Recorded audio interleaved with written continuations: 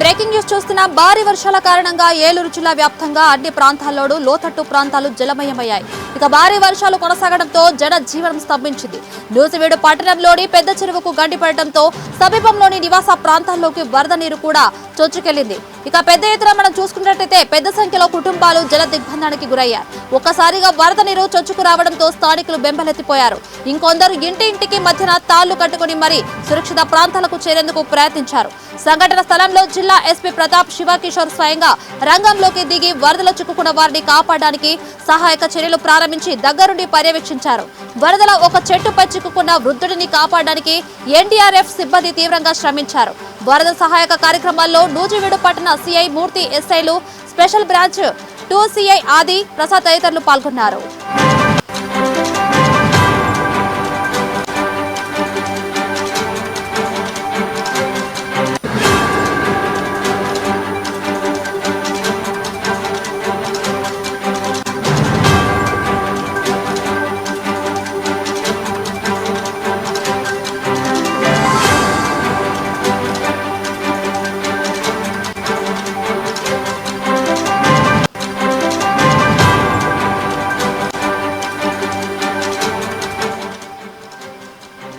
Breaking news చూస్తున్నాం. భారీ వర్షాల కారణంగా ఏలూరు జిల్లా వ్యాప్తంగా అన్ని ప్రాంతాల్లోనూ లోతట్టు ప్రాంతాలు జలమయమయ్యాయి.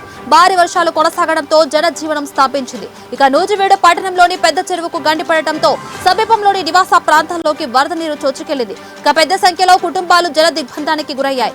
ఒక్కసారిగా వరద నీరు చొచ్చుకు రావడంతో స్థానికులు బెంబలెత్తిపోయారు. ఇంకొందరు ఇంటింటికి మధ్యన తాళ్లు కట్టుకుని మరీ సురక్షిత ప్రాంతాలకు చేరేందుకు కూడా ప్రయత్నించారు. ఇక సంఘటన స్థలంలో కూడా జిల్లా ఎస్పీ ప్రతాప్ శివకిషోర్ స్వయంగా రంగంలోకి దిగి వరదలో చిక్కుకున్న వారిని కాపాడడానికి సహాయక చర్యలు ప్రారంభించి దగ్గరుండి పర్యవేక్షించారు. వరదలో ఒక చెట్టుపై చిక్కుకున్న వృద్ధుడిని కాపాడడానికి ఇక ఎన్డీఆర్ఎఫ్ సిబ్బంది కూడా తీవ్రంగా శ్రమించారు. వరద సహాయక కార్యక్రమాల్లో కూడా నూజివీడు పట్టణ సిఐ మూర్తి, ఎస్ఐలు, స్పెషల్ బ్రాంచ్ 2 సిఐ ఆది ప్రసాద్ తదితరులు పాల్గొన్నారు.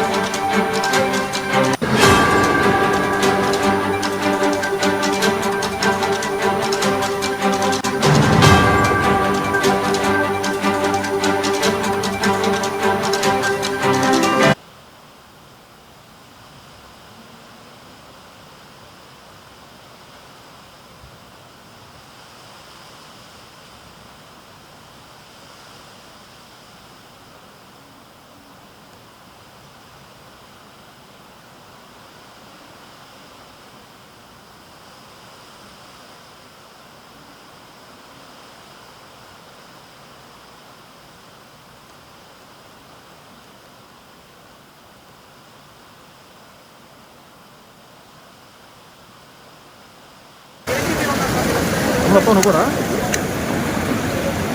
స్లోగా దగ్గరికి అప్రోచ్ అవ్వండి. వాటికి ప్రాపర్గా తీసుకుని వీళ్ళకి లారీ